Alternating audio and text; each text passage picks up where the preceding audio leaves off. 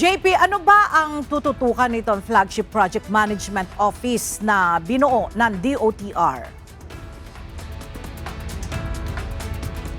Ella, ang tututukan nga niyang Flagship Project Management Office ng DOTR ay yung mga kasalukuyang proyekto na malalaking proyekto na pangtransportasyon na ongoing sa ngayon.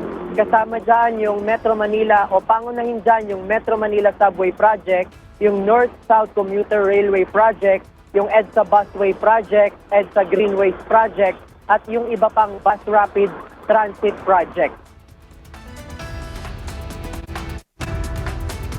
Ayon sa Move As One Coalition, dapat tutukan ng Flagship Projects Management Office ng Department of Transportation o DOTR.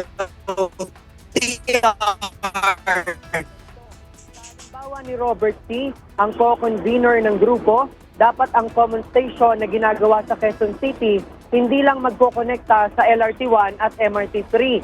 Dapat meron din itong koneksyon sa EDSA Busway. Gayon din ang rail system na pwedeng makakonekta sa Pasig River Ferry. Mahalagaan niya ang connectivity ng mga transport system para hindi mahirapan ang mga commuter na magpalipat-lipat ng mode of transportation. Positibo nila ang kanilang pananaw na ito ang gagawin ng Flagship PMO na binuo ng DOTR. Binuo ng DOTR ang Flagship PMO noong February 26 sa pamamagitan ng Department Order number 2025-002.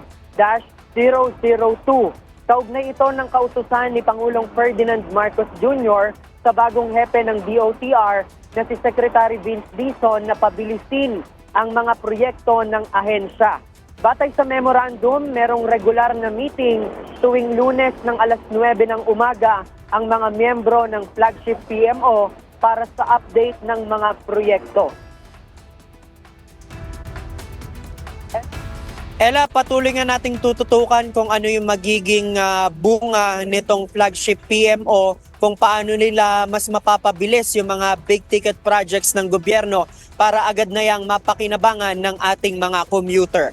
Sa ngayon, yan muna ang ating latest live mula dito sa Quezon City. Balik sa'yo, Ella. Maraming salamat, JP Nunez.